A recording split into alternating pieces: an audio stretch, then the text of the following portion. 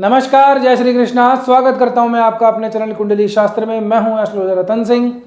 कुंभ राशि हो, कुंभ लग्न हो, आपको देखो मुझे कहते हुए तो अच्छा नहीं लग रहा है, बताते हुए मुझे कोई प्रसन्नता नहीं है, लेकिन जैसी स्थिति है वैसी बतानी ज़रूरी है। आपको डराने का भी कोई उद्देश्य नहीं है, ना ही कभी रहता है, लेकिन हमेशा अच्छी अच्छी बातें की जाएँ ऐसा ज़रूरी नहीं है। जैसी स्थिति है वैसी बताना जायज़ है, क्योंकि अगर कोई भी व्यक्ति इन चीज़ों को ध्यान में रख करके थोड़ी सावधानी बरत पाता है, कुछ ठीक से आगे निर्णय ले पाता है, तो ये ज्योतिष का जो उद्देश्य है वो पूर्ण हो जाता है। और इसी का ही मैं पूरा प्रयास करता हूँ, एक ईमानदारी पूर्वक प्रयास करता हूँ। अब किसी को अच्छा लगता है नहीं लगता है, उसके बारे में तो मैं कुछ भी नहीं कह सकता। बहरहाल आने वाला जो महीना है, अगस्त का महीना, इसमें कुछ ऐसे परिवर्तन हैं जो आपके लिए हित में नहीं है। शुरुआती चरण में तो बिल्कुल नहीं है। इस महीने के आखिर के अंदर जाकर के चीज़ें काफ़ी कुछ आप लोगों के हित में होंगी, लेकिन शुरुआत का जो समय है कम से कम आधे से ज़्यादा, लगभग थोड़ा सा, वहाँ तक तो आप लोगों को थोड़ा सा सावधान ही रहना चाहिए। देखिए, आप अगर ठीक से देख रहे होंगे, अभी आप लोगों के लिए छठे और आठवें, यहाँ तक कि सातवें भाव के अंदर ही यहाँ पे 5 ग्रहों का जमावड़ा है। 5 ग्रहों का जमावड़ा, 9 में से 5 यही हैं, और साथ में केंद्र और त्रिकोण। देखिए, त्रिकोण को देखिए। सबसे पहले तो आपके खुद के लग्नेश, आपके राशि शनि वक्री चल रहे हैं, पंचमेश बनते हैं बुध, जो ये भी छठे भाव में आ जाएंगे। भाग्य भाव के स्वामी शुक्र हैं, जो ये भी नीच के हो जाएंगे 1 अगस्त को। तो इन तमाम चीज़ों के अनुसार तो यही है कि थोड़ी सी समस्याएं आप लोगों की बढ़ने वाली हैं। मैं यूँ कहूँ कि चारों खाने चित्त होने वाले हैं, तो कोई ज़्यादा अतिशोक्ति नहीं है। ऐसे शब्दों का प्रयोग हो सकता है कि किसी को अच्छा ना लगे, लेकिन फिर भी थोड़ा सा तो ध्यान रखना जरूरी है। चलिए आगे फटाफट से एक बार बात कर लेते हैं कि इसमें क्या कुछ होने वाला है। देखिए, सब कुछ बुरा बुरा नहीं है, कुछ चीज़ें ठीक भी हैं। एक रोशनी की किरण है, और वो रोशनी की किरण कौन सा ग्रह क्या लेकर के आ रहा है और किन चीज़ों के प्रति हमें थोड़ा ज़्यादा सावधान रहना चाहिए। तारीख होगी 1 अगस्त की। 1 अगस्त को जो शुक्र है, आपके भाग्येश जो बनते हैं, साथ में चौथे भाव के स्वामी भी बनते हैं, यानी कि सुखेश और भाग्य शुक्र जो हैं, ये केतु से पिंड छुड़ा करके और आगे बढ़ जाएंगे। केतु के साथ में इनका कंजक्शन चल रहा है, काफ़ी टाइम से चल रहा है। अब जैसे ही 1 तारीख आएगी वैसे ही शुक्र आगे बढ़ेंगे। 2 मामलों में इन चीज़ों को थोड़ा सा देखने की ज़रूरत है। पहला तो ये, अगर आप ठीक से देखेंगे तो राहु और केतु इसी की तरफ, इस तरफ ये सारे ग्रह हैं, इस तरफ कोई भी ग्रह नहीं है।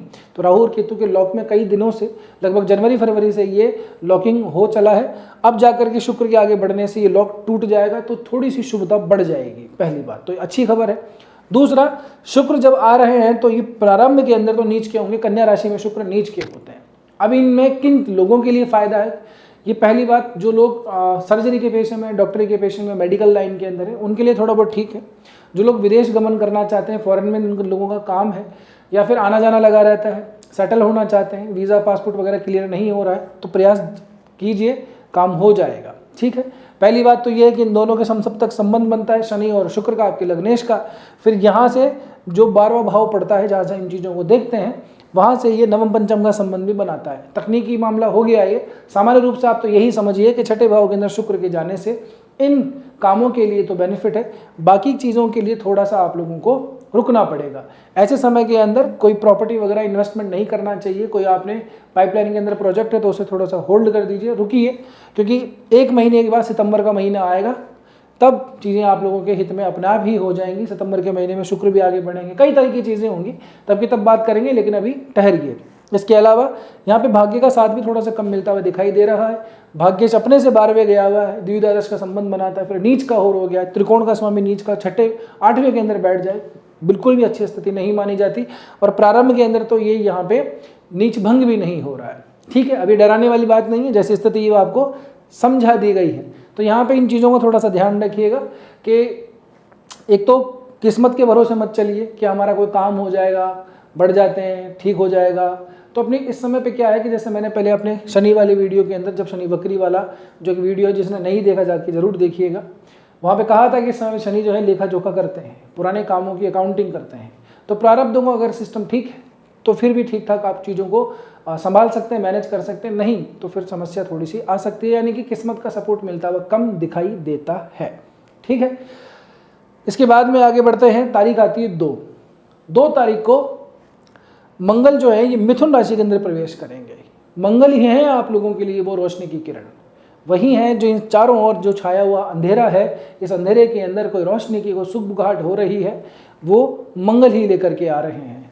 मंगल आप लोगों के पंचम में प्रवेश करेंगे। मंगल इसलिए इंपॉर्टेंट है क्योंकि आपके करियर भाव के स्वामी मंगल ही बनते हैं। पराक्रमेश और कर्मेश ये मंगल हैं, पंचम के अंदर जाकर के बैठे हैं, तो ये स्थिति आप लोगों के लिए अच्छी है। यही एक चीज़ है जो आपके लिए हित में हो सकती है। तमाम बातें हैं कि यहाँ पे मंगल कारक है, अकारक है, फला है, चिला है, वो छोड़िए सब, लेकिन मंगल अभी बली हैं, आगे भी बली रहेंगे, क्योंकि ये ना तो वक्री हो रहे हैं ना अस्त हो रहे हैं। पंचम के अंदर मंगल बैठ करके आपकी ज्ञान में, आपकी जो लर्निंग है उसके अंदर वृद्धि करेंगे, आपकी बुद्धि को भी तीक्ष्ण बनाएंगे। और सबसे बड़ी बात, जो संघर्ष करने की क्षमता ऐसे समय के अंदर विशेषता चाहिए होती है, उसमें भी वृद्धि मंगल ही करने वाले हैं। आपके अंदर एक वॉरियर वाली फीलिंग आएगी, चलो ठीक है, समय है जैसा है उसको काटना ही पड़ेगा, आगे समय बदलेगा, समय की आदत है, ये बदलता ज़रूर है, तब की तब देखेंगे, लेकिन अभी जैसी स्थितियाँ उनको मैनेज करना ज़रूरी है। प्रॉब्लम को फेस करने से प्रॉब्लम सॉल्व होती है, प्रॉब्लम से भागने से कुछ भी नहीं होता है। इस तरह की जो आप लोगों के अंदर भावना आएगी वो मंगल की वजह से ही आने वाली है। 2 तारीख का समय होगा और ये जो मंगल हैं ये आपके पंचम भाव में प्रवेश करेंगे। अब यहाँ से 1-2 चीज़ें और समझ लीजिए, याद किया, मंगल की जो दृष्टि है ये आपके लाभ भाव के ऊपर भी पड़ती है और 12वें भाव के ऊपर भी पड़ती है, और यहाँ से आपके 8वें भाव के ऊपर भी पड़ती है। तो सकारात्मक पहलू को समझ लीजिए, मंगल लाभ भाव की दृष्टि डालेंगे, ये मित्र की राशि है, ये इनका स्वामी जो है ठीक है उच्च का चल रहा है आपके 6ठे भाव में, तो यहाँ से आपको कुछ ना कुछ ऐसा है कि काम से संबंधित, करियर से संबंधित कुछ प्रॉफिट जहाँ पे ज़रूर दिखाई देता है। अब चाहे आपका कोई अटका हुआ काम हो, चाहे आपको इंक्रीमेंट लेना हो, चाहे आपको ग्रोथ लेनी हो, चाहे आपको स्विच करना हो, यहाँ से मंगल आपको सपोर्ट करता है। और उन लोगों के लिए जिनकी पत्रिका में इस समय पे मंगल की कोई दशा, अंतर्दशा, प्रतंत्र दशा चल रही हो, उनके लिए तो ये मंगल का गोचर स्पेशली आप लोगों के लिए शुभ रहने वाला है। और ये 2-4 दिन नहीं, 40 दिन के लगभग मंगल यहीं पर रहेंगे, तो मंगल आप लोगों को यहाँ पर सपोर्ट करते हुए दिखाई देते हैं। मंगल की 8वीं दृष्टि पड़ती है 12वें भाव के ऊपर, आपके ही लग्नेश राशि जो शनि बनते हैं उनकी ही पहली राशि पड़ती है मकर राशि। यहाँ से मंगल 12वें भाव के अंदर, एक बात स्पष्ट रूप से समझ लीजिए, और जो रिलेट कर पाते हैं ज़रूर से कमेंट करिएगा, आपकी खुद की एजुकेशन के लिए या फिर आपके बच्चे, उनके लिए इस समय पे आने वाले समय के अंदर ही खर्चा दिखाता है। यानी कि अगस्त का जो महीना है, हो सकता है कि कोई बड़ी फीस आपको पे करनी हो सकता है उसके साथ में आपको ट्रैवल करना हो, यात्रा करनी हो, है ना। अभी कई तरह के एग्जाम्स वगैरह भी हुए हैं, तो हो सकता है न्यू एडमिशन, काउंसलिंग, उसके बाद में पेमेंट करना पड़े। तो चाहे तरीका कोई सा भी हो, कारण कुछ भी हो, यहाँ से आपको अपने बच्चों की शिक्षा दीक्षा में या उनके ऊपर किसी और कारण की वजह से, चाहे उसकी स्किल के लिए, यहाँ से आप लोगों को खर्चा करना दिखाई देता है, यानी कि व्यय होता हुआ दिखाई देता है, साथ में यात्राएं भी दिखाई देती हैं, ठीक है ना। तो शिक्षा दीक्षा पे खर्चा तो ठीक है, आकस्मिक खर्चे आ जाते हैं, अनायास अनप्लान्ड खर्चे आते हैं, वो ज़्यादा तकलीफ देते हैं। प्लान्ड खर्चों तो हमें पता ही है कि ये होना ही है, तो यहाँ से मंगल आपको सपोर्ट करता है। इसमें एक और मैं आपको खुशखबरी बता देता हूँ, 2 तारीख को ही, 2 अगस्त के दिन ही क्या होगा, धनिष्ठा नक्षत्र के अंदर राहु प्रवेश करेंगे। धनिष्ठा नक्षत्र बहुत धनदायी नक्षत्र है, आपकी लग्न, आपकी राशि के ऊपर से अभी राहु गोचर कर रहे हैं। धनिष्ठा नक्षत्र का स्वामी फिर से मंगल ही बनता है, तो इस नक्षत्र का स्वामी पंचम में जाके बैठा है, तो अपने प्रभाव अच्छे ही देगा। राहु को भी प्रभाववश, क्योंकि यहाँ से राहु और मंगल का नवम पंचम का संबंध बन रहा है, कहने का मतलब ये है कि शुभ संबंध है, तो मंगल से संबंधित ही राहु अच्छे फल देगा, धन से संबंधित अच्छे फल देगा। सबसे धनदायी नक्षत्र इस नक्षत्र को कहा जाता है। तो इस समय पे यदि राहु से संबंधित कोई ट्रांजिट है, मंगल से संबंधित कोई ट्रांजिट आपकी पत्रिका में, पर्सनल आपकी पत्रिका में अगर चल रहा है, तो ये मान के चलिएगा कि आने वाला जो समय है आपके लिए फाइनेंस के मामले में, वेल्थ के मामले में, धन संपत्ति के मामले में तो ठीक ही रहने वाला है। ऐसे समय के अंदर कई बार आकस्मिक बड़ा अच्छा खासा धन लाभ हो जाता है। इसका अर्थ ये नहीं है कि जुआ, सट्टा या इस तरह की जो चीज़ें होती है उसके अंदर पैसा लगाया जाए, इन चीज़ों से बचिएगा, नहीं तो नुकसान भी हो सकता है ना। आपकी मेन पत्रिका के अंदर मैट्रिक्स कैसी बनी हुई है, राहु की और मंगल की, निर्भर उस पर भी बहुत कुछ करता है। बहरहाल आगे बढ़ते हैं, तो बुध महाराज जो आपके लिए पंचमेश बनते हैं, साथ ही के अंदर आप लोगों के लिए यही बुध जो है 8वें भाव के स्वामी भी बनते हैं। ज्ञान का कारक, बुद्धि का कारक, है ना, ये जो संतान का कारक बुध है, त्रिकोण का स्वामी है। कुंडली में सबसे इंपॉर्टेंट भाव होते हैं खुद का लग्न और ये दोनों त्रिकोण, ठीक, मतलब इनसे मिलकर के त्रिकोण कहते हैं। लग्न, पंचम, नवम, इनको त्रिकोण कहते हैं। तो त्रिकोण का स्वामी बुध बनता है, ये अपनी राशि से आगे निकल रहा है और निकल करके ये त्रिग्रही योग बनाएगा यहाँ पे गुरु सूर्य बुध के साथ में, लेकिन ये भाव ठीक नहीं है, भाव छठा है। ये भाव कोई दूसरा होता 6, 8, 12 के अलावा तो बहुत ज़्यादा शुभदायी ये योग बन जाता, लेकिन आपके लिए वही वाली बात है, गुरु उच्च के हैं, बहुत सारी माहौल बना था, लेकिन हर किसी के लिए वो लाभदायी नहीं होता। गुरु आपके लिए यहाँ पे आकर के इतने ज़्यादा कारक नहीं बन पाए हैं, इतने ज़्यादा लाभ नहीं दे पाए। ठीक ऐसे ही बुध का यहाँ पे गोचर होगा और ये लगभग 5 अगस्त से लेकर के और 22 अगस्त के बीच में रहेगा। तो ये जो गोचर है बुध जब तक यहाँ पे रहेंगे, त्रिग्रही योग आप लोगों के लिए इतना ठीक नहीं है। किस मामलों में आप लोगों को सावधानी रखनी है? अगर कोई लीगल मैटर चल रहा है, नहीं भी चल रहा है तब भी, तो कोर्ट कचहरी थाना पुलिस से थोड़ा सा बच के रहिएगा, पहली बात। दूसरा, अगर लीगल मैटर चल रहा है तो उसके अंदर थोड़ा ध्यान रखिए, आपके हित अहित उन चीज़ों के फैक्ट पे थोड़ा ध्यान दीजिए। अपने लॉयर जो भी आपको कंसल्ट करते हैं उनसे थोड़ा सा बात कीजिए। यहाँ पे आपको हितकारी फैसला होता हुआ दिखाई नहीं देता, चीज़ें थोड़ी सी उलझती हुई ज़्यादा दिखाई देती हैं, तो इन चीज़ों पे स्पेशली ध्यान रखिएगा। साथ में ऑफिस पॉलिटिक्स में तो चलो ठीक है, यहाँ पे क्योंकि सूर्य जैसा ग्रह, गुरु जैसा ग्रह, तो ऑफिस पॉलिटिक्स जैसी चीज़ों में बचा के निकालता है, थोड़ा सा अग्रेशन निकालता है। खास करके सूर्य का यहाँ पे जब तक प्रभाव है तब तक तो आप लोगों की ऐसा है कि हित में साथ में कोई खड़ा हुआ है। सूर्य यहाँ से आगे निकलेंगे तब थोड़ी सी ऐसा है कि आपके अंदर थोड़ी सी फिर से वही चीज़ें आ जाएंगी, आप इन चीज़ों का शिकार होंगे। नीति के ऊपर ज़्यादा जाएंगे, कूटनीति के ऊपर कम जाएंगे। पॉलिटिक्स का सामना कूटनीति से ही किया जा सकता है, तो थोड़ा कूटनीतिक बनिए। हालांकि बुध बुद्धि का कारक है, तो अपनी बुद्धि को अगर लगाएंगे, सही दिशा में लगाएंगे तो थोड़ा सा संभल पाएंगे। फिर भी अपने ऑफिस, अपने आसपास के लोगों से थोड़ा सा संभल के रहिएगा, ना सिर्फ ऑफिस में बल्कि जहाँ पे भी आपका काम है, जहाँ पे भी आपका चाहे छोटा व्यापार हो चाहे बड़ा व्यापार हो, इन चीज़ों से संभल के रहिए। जो मास कम्युनिकेट करते हैं बड़े लोगों से, जिनका लेना देना है, क्योंकि कुंभ राशि जो है वो मास की राशि है, बड़े लोगों से संवाद करती है, पब्लिक डीलिंग टाइप की ये राशि है, ठीक है ना। बड़े बड़े काम होते हैं कुंभ राशि वालों के साथ में। तो अगर ऐसा कोई काम है, पॉलिटिक्स के अंदर आप हैं, सीनियर ब्यूरोक्रेट्स हैं, मैनेजर हैं, बड़े पद बड़े कद के ऊपर बैठे हुए हैं, तो यहाँ पे चीज़ों को थोड़ा सा नाप तोल करके ही आगे बढ़िएगा। ऐसे समय के अंदर एक चीज़ का स्पेशली ध्यान रखना चाहिए, क्योंकि गुरु और सूर्य जो हैं ये साथ में मिलते हैं। अब यहाँ पे वाणी का कारक बुध भी आ गया है, तो ईगो, अहंकार या दम्भ ऐसा आपकी भाषा के अंदर ना दिखाई दे, इसका विशेष ध्यान रखिएगा। वाणी कई बार ऐसे समय पे बिगड़ जाती है, बदल जाती है। आगे बढ़ते हैं, तारीख आएगी 17 जुलाई की। 17 जुलाई को क्या होगा? ये जो आपके सूर्य नारायण भगवान हैं, जो आपके अभी छठे भाव में चल रहे हैं, सूर्य आएंगे अपनी खुद की राशि सिंह राशि में। राजा प्रवास करेंगे अपने घर पे। पूरे 12 महीनों में ये लगभग 1 महीने का समय होता है जब सूर्य स्वयं अपने घर में आते हैं, अपनी राशि के अंदर से आते हैं। हर साल में आते हैं, लेकिन साल में सिर्फ एक बार होता है ये 1 महीने के लिए। ये जहाँ पे जा कर के सूर्य अपने घर में आएंगे, तो जब भी कोई राजा आएगा तो शासन तंत्र को संभालेगा, घर को संभालेगा। तो यहाँ पे सूर्य का प्रभाव केतु की इस नेगेटिविटी को थोड़ा बहुत कम करता हुआ नजर आता है। लेकिन कुछ चीज़ों का फिर से ध्यान रखना है। क्या ध्यान रखना है? सूर्य केतु, एक तो अच्छी बात यह है कि ऐसे समय पे अगर कोई धार्मिक अनुष्ठान आपके घर में होता है, आप और आपके जो स्पाउस हैं वो दोनों साथ मिलकर किसी हवन पूजन इसके अंदर सम्मिलित होते हैं, किसी पूजा के अंदर सम्मिलित होते हैं, तो ऐसा कोई आयोजन है तो ज़रूर से शामिल होइएगा उसमें। सामर्थ्य हो तो ज़रूर से उसको आगे प्रोसीड करवाइएगा, ये बहुत ज़्यादा शुभदायी रहता है। राजा मतलब सूर्य और केतु का जो मिलन है एक बड़े बड़े धार्मिक अनुष्ठान की तरफ इशारा करता है, ठीक है। दूसरी बात यह है कि थोड़ा सा अग्रेशन, थोड़ा क्रोध पे थोड़ा सा अपना संयम बना के रखिएगा। सूर्य की सीधी दृष्टि पड़ेगी यहाँ पे आपके ऊपर, है ना, आपकी लग्न, आपकी राशि के ऊपर। तो या तो आप बहुत थोड़ा सा अगर शॉर्ट टर्म ऐसे ना शॉर्ट टेम्पर जिसको कहते हैं, बात बात पे चिड़चिड़ा हो जाना, गुस्सा हो जाना, या तो आपके अंदर आ सकता है या फिर आपके जो स्पाउस हैं उनके अंदर ये चीज़ें हो सकती हैं।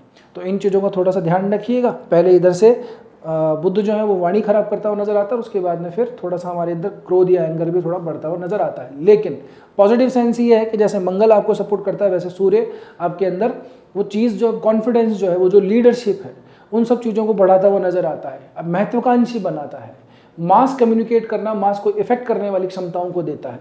तो सूर्य यहाँ से आकर के 17 जुलाई के बाद में लगभग 1 महीने तक ये रहेगा, तो ये प्रभाव आपको जरूर इसका मिलेगा, ठीक है। अब तारीख आगे निकलती है, 22 आ जाती है, 22 अगस्त। 22 अगस्त को यहाँ से स्थितियाँ थोड़ी ठीक होने लगती हैं। जैसे स्पेशली तो 17 अगस्त के बाद में चीज़ें ठीक हो जाती हैं। जैसे मैंने शुरू में कहा था कि जो पूरा महीना ये पूरा ही खराब नहीं है, इसका शुरुआती चरण थोड़ा सा ज़्यादा कठिन है, उसके बाद में चीज़ें आपके अनुकूल होंगी। तो ये जो समय है ये है रोशनी का समय, ये नए सवेरे का समय। आप मैं यूँ कहूँगी क्योंकि कुंभ राशि को मैं बहुत टाइम से मॉनिटर करता हुआ आ रहा हूँ, और आपने देखा भी होगा, हम टाइम टू टाइम इसके ऊपर वीडियो डालते हैं, हर वीक तो डालते ही डालते हैं। ये समय है एक नए अवतार का, एक नए सवेरे का, एक नई रोशनी का समय आएगा। क्या होगा? यहीं से ही ये जो आपके बुध हैं, जो पंचमेश यहाँ पे बैठे थे, ये आगे बढ़ जाएंगे। एक तो छठा भाव जो इतना ज़्यादा बिल्कुल भरा हुआ है वो खाली होगा। पहले गुरु यहाँ से सूर्य खाली करेंगे, उसके बाद में बुध आगे चले जाएंगे, ठीक है ना। बुध का यहाँ पे सप्तम भाव में जाना सब भावगत तो ठीक नहीं है, लेकिन छठे भाव से तो बहुत ही ज़्यादा ठीक है। ये अकेले दो, हालांकि यहाँ पे जो ये बुधादित्य योग बनाएंगे, यहाँ मिलकर भी बुधादित्य योग बनाएंगे, लेकिन फिर भी बुध का आगे जाना, पंचमेश का सप्तम भाव में जाना व्यापार की दृष्टि से काफ़ी कुछ ठीक है, दाम्पत्य जीवन की दृष्टि से काफ़ी कुछ ठीक है। परेशानियां जो आ रही हैं, डेट्स हो रहे हैं, कर्जे वर्जे हो रहे हैं, दुनिया तमाम झाम ऐसा फंसा हुआ है आदमी के, यार एक खर्चा पूरा नहीं होता, चार पूरे आगे खड़े हो जाते हैं। कई लोगों के साथ में ऐसा टाइम पे ऐसी समस्या भी होती है कि वो एक विशेष साइकिल के अंदर फंस जाते हैं, एक कर्जा चुकाने के लिए एक और कर्जा लेना पड़ता है, ऐसी तमाम चीज़ें होती हैं। आई नो, एक तो साढ़े साथी का आखिरी फेज चल रहा है, कहते हैं साढ़े साथी का आखिरी फेज ठीक होता है, लेकिन ये जो राहु चल रहा है ना ऊपर से, इन्होंने बहुत सारी गणित बिगाड़ रखी है। फिर ऊपर से आपकी खुद की पत्रिका के अंदर क्या दशा अंतरदशा किस तरह की चीज़ें चल रही हैं वो भी महत्व रखता है। बहरहाल तो यहाँ से बुध आगे 22 अगस्त को निकलेंगे, चीज़ें थोड़ी सी हल्की और होंगी। तो ये भाव छठा भाव थोड़ा हल्का होगा, कर्जे वर्जे भी थोड़े से निकलेंगे, कॉम्पिटिशन भी थोड़ा सा हल्का होगा, स्वास्थ्य भी में भी काफ़ी कुछ सुधार आएगा। आँखों में अगर बालों में कहीं दिक्कत है, स्किन में, पेट में थोड़ी सी गड़बड़ है, हाथ में लंग्स लीवर इनमें थोड़ी प्रॉब्लम है, तो काफ़ी कुछ सुधार यहाँ पे दिखाई देता है, ठीक है। थोड़ा और समय निकलेगा, 1 तारीख को शुक्र आगे बढ़ जाएंगे। अब यहाँ पे कुछ थोड़ा ध्यान रखना है, बीपी शुगर थायराइड की इनकी जिनको प्रॉब्लम है वो थोड़ा सा सावधान रहें। जिन लोगों को पेट से संबंधित समस्याएं चल रही हैं वो भी थोड़ा सावधान रहें। इस महीने के आखिर में आने के बाद चीज़ें थोड़ी सी सॉर्ट आउट होंगी, गुरु तो फिर भी यहीं के यहीं रहेंगे। इसमें एक चीज़ और बताता हूँ आपको, 17-18 जुलाई के अगस्त के आसपास क्या होगा, ये जो गुरु हैं ये भी पुष्य नक्षत्र में चल रहे हैं, ठीक है। पुष्य नक्षत्र को छोड़ के ये आश्लेषा में प्रवेश करेंगे, यही आश्लेषा नक्षत्र भी आपके बुध का ही नक्षत्र पड़ता है। और 4-5 दिन के बाद में बुध स्थान बदल लेंगे, अच्छे भाव को रूल करते हैं, तो आपके लिए तो ये थोड़ा बहुत ठीक होगा ही। आश्लेषा नक्षत्र की प्रवृत्ति थोड़ी सी इंट्रोवर्ट होने की थोड़ी ज़्यादा है, अपने जड़ों से चिपके रहने की ज़्यादा है। आश्लेषा मतलब थोड़ा चिपचिपा टाइप का सा दिखता है। तो जो इंट्यूटिव चीज़ें होती हैं, जहाँ पे गहरी सोच गहरी समझ की आवश्यकता होती है, जहाँ पे गूढ़ बुद्धि की आवश्यकता होती है, वहाँ पे आश्लेषा नक्षत्र बहुत अपना शुभ परिणाम देता है, ठीक है।